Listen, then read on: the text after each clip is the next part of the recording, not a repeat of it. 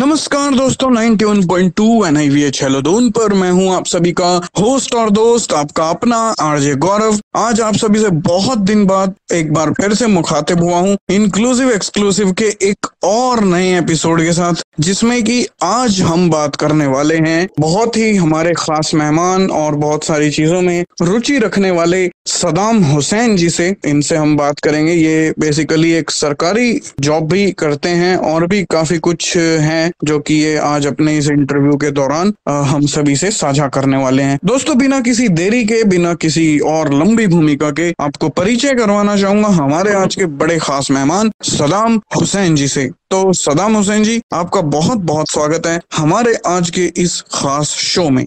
जी, आपका बहुत बहुत शुक्रिया कि आपने अपने रेडियो चैनल NIVH हेलोडोन में बुलाया। मुझे बहुत अच्छा लग रहा है इंटरव्यू देकर। जी, तो बहुत बहुत धन्यवाद सदाम हुसैन जी। आपको अच्छा लगे यही हमारी कामना हमेशा रहती है। सदाम जी, आगे बढ़ना चाहेंगे बिना किसी देरी के। हम शुरुआत करते हैं अपने सवालों की आपसे। सबसे पहले आप हमारे श्रोताओं को अपने बारे में बताइए, हमारे श्रोताओं को अपना परिचय दीजिए। जी, मैं सद्दाम हुसैन लुधियाना पंजाब से हूँ और इस टाइम गवर्नमेंट जॉब कर रहा हूँ। मैं PN की जॉब है जो पंजाब में ही जॉब कर रहा हूँ, लुधियाना पंजाब में ही। जी, तो सदाम जी, शुरुआत करना चाहेंगे अब आपके जीवन से संबंधित। आपसे बहुत सारी चीजें आज हमने जो है जानने का आज हमें अवसर मिला है। सदाम जी, आप लेट VI हैं या फिर जन्म से ही हैं दृष्टिबाधित? जन्म से ही मैं दृष्टिबाधित हूँ, 100% दृष्टिबाधित हूँ मैं जन्म से ही। जी, और सदाम जी, आपकी हॉबीज और आपके शौक जो है क्या क्या रहे हैं? जी, मेरे हॉबीज है ब्रेल मैगजीन जो पत्रिकाएं होती हैं वो पढ़ना, और इसके अलावा रेडियो सुनना और समाज सेवा करना। जी, शौकिया तौर पर आप क्या क्या कार्य किया करते हैं? इस शौकिया तौर पे अभी मैं बच्चों की स्टडी से रिलेटेड मैं यूट्यूब चैनल बनाया हूँ जिसमें मैं सिलेबस डालता हूँ। इसके अलावा बच्चों की कहानियां डालता हूँ मैं अपने यूट्यूब चैनल पे। जी जी, तो बहुत सारी चीजें यानी आप एक साथ जो है सदाम जी करते हैं। तो हाँ जी। इसके अलावा आप ये बताइए कि आपकी शिक्षा दीक्षा कहाँ से हुई है, थोड़ा बताइए हमें। जी, शिक्षा दीक्षा मेरी लुधियाना में है, VRTC school for the blind. यहाँ से मैंने +2 तक की शिक्षा हासिल की है। इसके अलावा नैब कंप्यूटर सेंटर जमालपुर लुधियाना पंजाब से कंप्यूटर की शिक्षा हासिल की है, और कॉलेज मैंने VRTC हॉस्टल में रहकर आर्या कॉलेज से ग्रेजुएशन किया है, और MA मैंने प्राइवेट की है।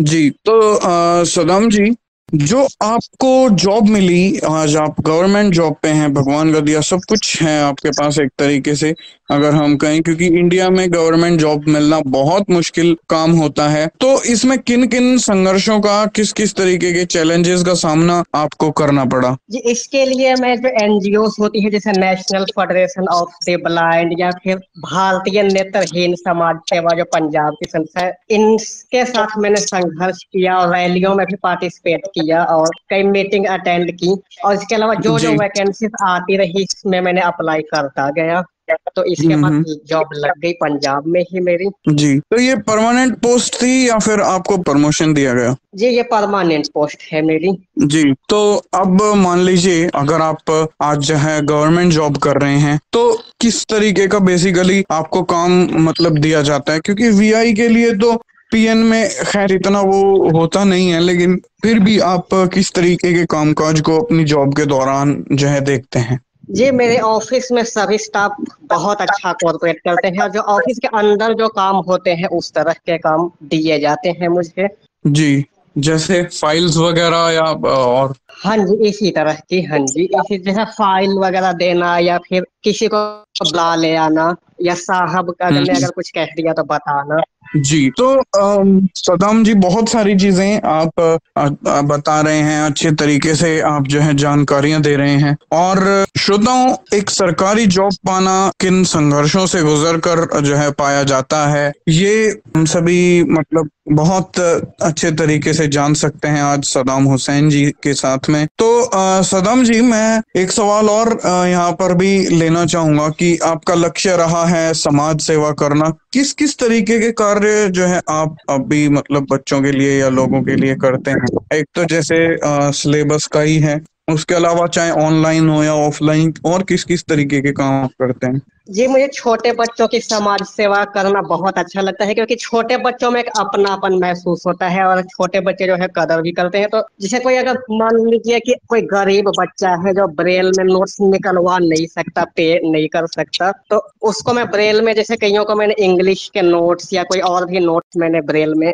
निकलवा कर दिए हैं, जो छोटा बच्चा जो पे नहीं कर सकता उनकी स्टडी के लिए। इसके अलावा जो रिकॉर्डिंग्स वगैरह होती है, जैसे कि किसी के पास डिवाइस नहीं होती, जैसे तो उनको मैंने मेमोरी कार्ड या पेन ड्राइव जिन गरीब बच्चे हम्म। को जरूरत होती है उनको मैं देना पसंद करता हूँ। और बहुत सारी इंफॉर्मेशन आप ऑनलाइन ऑफलाइन भी जो है लोगों के साथ ऑनलाइन रूप में भी काफी सारी चीजें, न्यूज और काम की चीजें आप शेयर करते हैं। जी, जो व्हाट्सएप ग्रुप जो बने होते हैं उसमें मैं काम की चीजें अगर मेरे पास अवेलेबल होती है तो उससे इस करके शेयर करता हूँ कि जो हमें जो नॉलेज है वो बाकी बच्चों को भी मिल जाए, बाकी बच्चों का भी भला हो जाए, इसलिए जो व्हाट्सएप ग्रुप है हम्म। उनमें मैं शेयर करता हूँ मैं।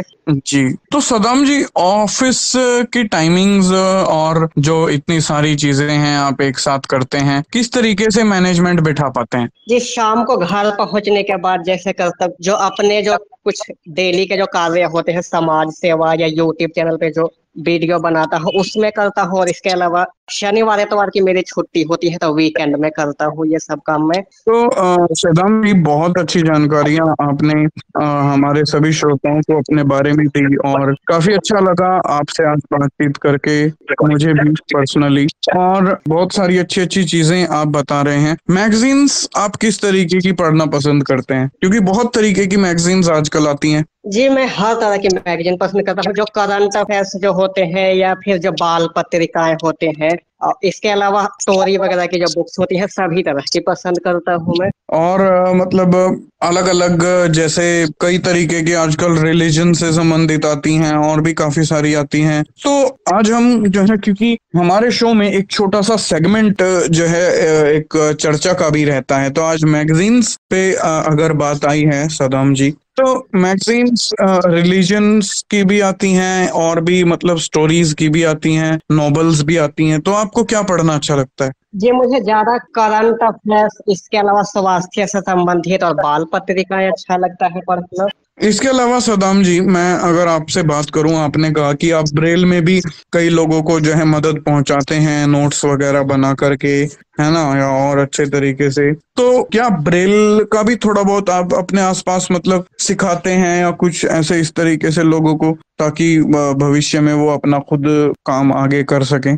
जी, जो नवा बच्चा जैसे अगर आता है मेरे कांटेक्ट में तो उनको ब्रेल के बारे में बता देता हूँ कि ब्रेल की क्या वैल्यू है, अब कौन कौन सी बुक हम पढ़ सकते हैं, और इसके अलावा ब्रेल हम्म। सिखाने में बच्चों को डॉट्स वगैरह याद करा देता हूँ, इसमें मदद करता हूँ मैं।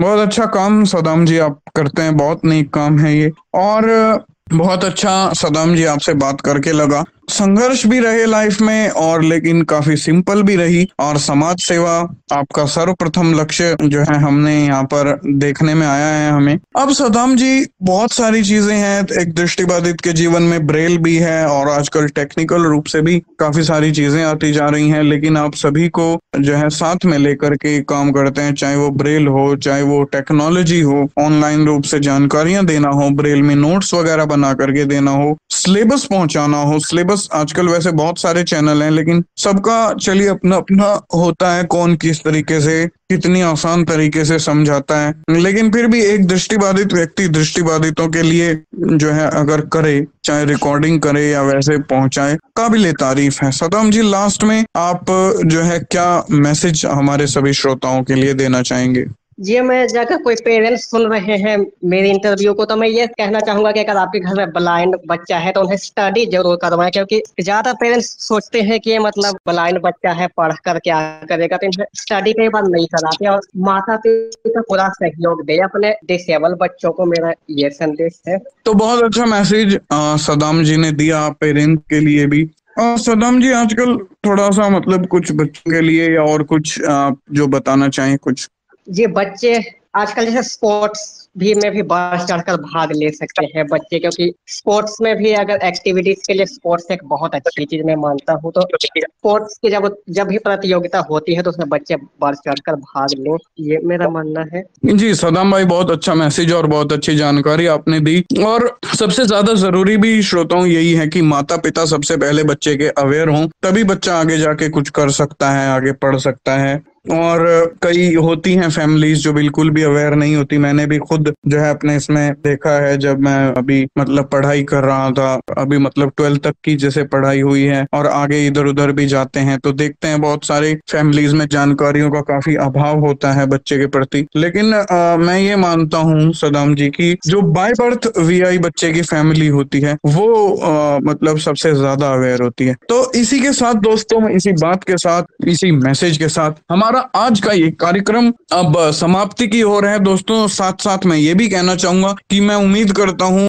इस कार्यक्रम को आप सभी बड़े अच्छे से तत्परता से इसको सुनते होंगे। आपको इसका ढेर सारा प्यार जो है इस कार्यक्रम को आप सभी का मिलता है। लेकिन फिर भी आप अपना प्यार इस कार्यक्रम को जरूर दीजिए। यूट्यूब के कमेंट सेक्शन में आप अपने फीडबैक्स जरूर लिख सकते हैं, हमें बहुत सारा अप्रिसिएशन मिलता है। और एक लाइक का बटन भी जरूर दबा दिया कीजिए ताकि वीडियो और लोगों तक भी पहुंचे। और स्पेशली जो एफएम रेडियो पर भी जो हमें सुन रहे हैं कम्युनिटी रेडियो के माध्यम से, वो भी अपने फीडबैक्स हमारी टीम तक ऑफिस में, हेलो दून के ऑफिस में जो है पहुंचा सकते हैं। ये कैंपस वालों के लिए है और जहां तक भी एफएम पकड़ता है उन सभी के लिए है। तो दोस्तों अब बिना किसी देरी के ये कार्यक्रम हम यहीं समाप्त करना चाहेंगे। मैं धन्यवाद देना चाहूंगा सदाम हुसैन जी का कि उन्होंने अपने कीमती समय में से, ये ऑफिस टाइम होता है श्रोताओं जिस वक्त हम ये इंटरव्यू कर रहे हैं, इन्होंने हमारे लिए टाइम निकाला। और जो मैंने जिस टाइम का बोला उन्होंने कहा कि भाई हाँ नहीं आप कर सकते हैं। तो ये एक बहुत बड़ी बात होती है श्रोताओं की प्रेजेंटर के समय से जो है चल पाना। तो सदाम जी ने समय निकाला। सदाम जी आप यहाँ पे आए, आपका बहुत बहुत धन्यवाद। अब दोस्तों मुझे यानी आपके अपने दोस्त आरजे गौरव को इस कार्यक्रम से अनुमति लेनी होगी। फिर मिलूंगा किसी और नए कार्यक्रम में, इंक्लूसिव एक्सक्लूसिव के किसी और नए एपिसोड के साथ, किसी नई हस्ती के साथ, नए सवालों के साथ और उनके नए कार्यों के साथ। तब तक के लिए मुझे यानी आपके अपने दोस्त आरजे गौरव को ये शो यहीं खत्म करने की अनुमति दीजिए। नमस्कार।